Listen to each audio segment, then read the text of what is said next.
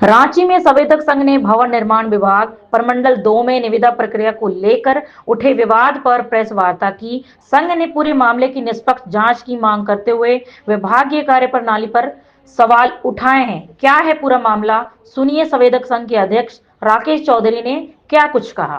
बीच में हाथापाई की मामला जो है प्रकाश में आई है, क्या कहेंगे क्यों ऐसा मामला आया कि संवेदक और अभियंता के बीच में हाथापाई नौबत आ गई? देखिए, उस दिन के जो निविदा में एक पेपर सादा गिरा हुआ था, बस उसी का रजिस्टर में एंट्री कराने को लेकर इतने उत्तेजित हो गए सहायक अभियंता श्रीमान रमेश टुडू जी की संवेदक के ऊपर हाथ चला दिए।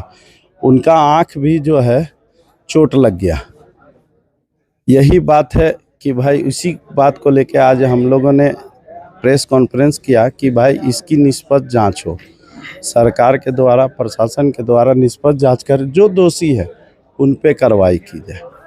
विकास कार्यों में हमेशा दोनों का जो सहभागिता है वो साथ साथ दिखता है।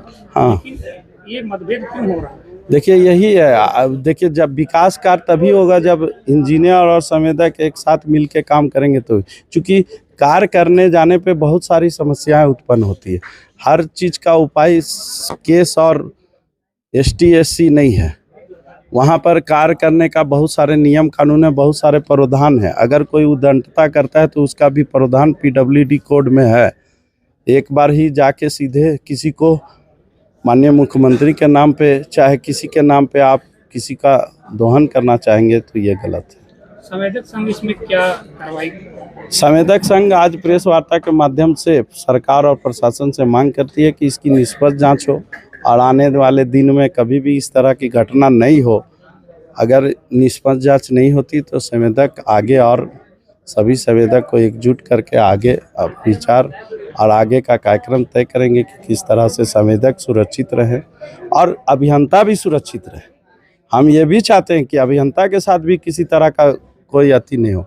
किसी एक अभियंता के चलते सारे अभियंता दोषी नहीं माने जाएंगे, किसी एक संवेदक के चलते सारे संवेदक दोषी नहीं माने जाएंगे। अगर संवेदक गलती किए हैं तो उनको भी सजा होनी चाहिए, ना कि उसको जो है किसी दूसरे तरह का केस करके आप उसको बर्बाद कीजिए। ये नहीं होना चाहिए। ये संवेदक संघ कभी बर्दाश्त नहीं करें।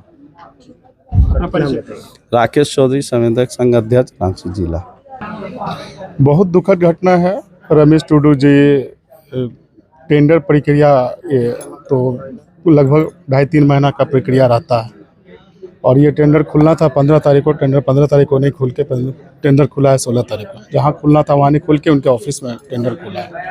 और टेंडर मांगने का जब वो टेंडर का वो बोले कि हम अपने स्तर से देखें, टेंडर L1 हुआ था तो रंजीत राणा सिंह के नाम पे, वो टेंडर किसी और को मिल गया। कैसे मैनेज किए, किस आधार पर किए, जब अपने हक अधिकार के लिए मांगे तो उसमें एक सादा पेपर लगा हुआ था। सादा पेपर में उनको बोला गया साइन करने के लिए, आप साइन करें तब हम आपको दिखाएं। लेकिन सादा पेपर का नियम है कि आप उसमें कुछ भी लिख के उसमें आप डाल सकते हैं। जब ये बोले कि आप हमको दिखाइए, मेरा देखने का अपना अधिकार है, तो वो बोले कि नहीं, ऐसा नहीं होता, हमने आपको दिखाया ना, हमने आपको दिखाया है, हम नहीं दिखा सकते हैं, आप गलत कर रहे हैं। वो रमेश टुडू जी बोले कि आप ऑफिस से भागिए। ऑफिस से नहीं भागे तो बहुत गलत होगा। करते करते वो क्या किया, हाथ चला दे। हाथ चलाने का नौबत ये है कि मोबाइल में वो शायद वीडियो बना रहे थे। वीडियो बनाने का रीज़न, वीडियो जब वो नहीं दिखाया, जब वो उग्र होने लगे तब वीडियो बनाया गया। वीडियो बनाने के बाद जो है कि फिर वो वीडियो बनाते बनाते वो हाथ चला दिए, मोबाइल गिर गया। 2 दिन के बाद मोबाइल बना, फिर वो वीडियो हम लोग साक्ष्य हमको मिल गया कि उनका पहले उनका हाथ चलाया हुआ है। फिर वो वीडियो हमने थाना प्रभारी को भेजे, फिर SSP साहब के व्हाट्सएप के माध्यम से भेजे हैं, SP साहब को भेजे हैं, ADG साहब को दिए हैं, DC साहब को दिए हैं। हमने सबको दिया है। सबसे गुहार लगाया कि सच्चाई के साथ दिया जाए। जो मेरे ठेकेदार दोषी हैं उनको सजा दिया जाए और नहीं तो अन्यथा तंग ना किया जाए, ना परेशान किया जाए। क्योंकि बार बार FIR दोनों तरफ से हुआ है, बार बार इनके घर पे छापामारी हो रही है, गिरफ्तारी के लिए थाना से जाया जा रहा है। लेकिन एक तरफा क्यों? कानून सबके लिए बराबर है, नहीं तो इसी से माना जाएगा कि कानून अंधा है।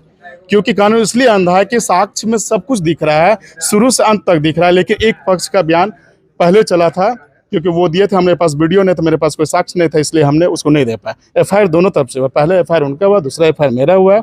उसके बाद वो ST-SC में भी किए, ST-SC का वो धमकी दे रहे कि हम मुख्यमंत्री का आदमी। सरकारी कार्य में बाधा डालने के तो वो तो वीडियो में साक्ष्य दिख रहा है कि मैं सरकारी कार्य में बाधा डाला हूं, कि आप अपने आप को उग्र करके आप उसमें दिखाना चाह रहे हैं कि हम ये इस रास्ते पे हम जाना चाह रहे हैं। अभी क्या चाहते हैं? अभी हम चाहते हैं निष्पक्ष मेरी जांच हो, और जहाँ मेरा कार्य अभियंता जो बिल्डर है, जो ठेकेदार है, वो दोषी है तो उनको सजा दीजिए, नहीं तो रमेश टुडू जी को सजा मिलना चाहिए। ST-SC का मामला इसमें लगाया जा रहा है, तो क्या कहेंगे, ये सिर्फ एक साजिशन हो रहा है? ये सजेशन है, ये गलत है, ये साजिश इसलिए साजिश है क्योंकि मेरे पास 2-3 वीडियो है, तीनों वीडियो में मैंने कभी भी अपशब्द का, जाति सूचक शब्द का यूज नहीं किया है, इसलिए ये निष्पक्ष जांच करने का विषय। क्या लगता है कि जी, क्या लगता है ये घटना अचानक घटी या पहले से सोच रहा था? ये लगता है पहले से साजिश किया हुआ घटना है, तब तो ये, क्योंकि L1 काम मेरा हुआ था, काम किसी और को मिल गया, तो ये घटना तो साजिश किया हुआ है ना। आपको उम्मीद है कि आपको निष्पक्ष जांच एकदम मिलना चाहिए, इसलिए कि हम जो सबके पास गुहार लगा है और हम प्रयास भी कर रहे हैं, हम आग्रह भी कर रहे हैं उनसे कि हमें निष्पक्ष जांच की मांग।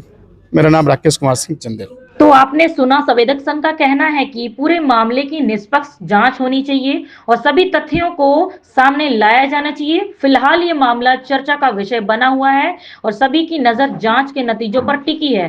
तो फिलहाल इस खबर को लेकर आपकी क्या राय है, कमेंट बॉक्स में जरूर बताइएगा। और इसी तरह की तमाम खबरों को देखने के लिए आप हमारी वीडियो को लाइक, कॉमेंट, शेयर जरूर करें। चैनल पर नए हैं तो चैनल को सब्सक्राइब करना ना भूलें। धन्यवाद।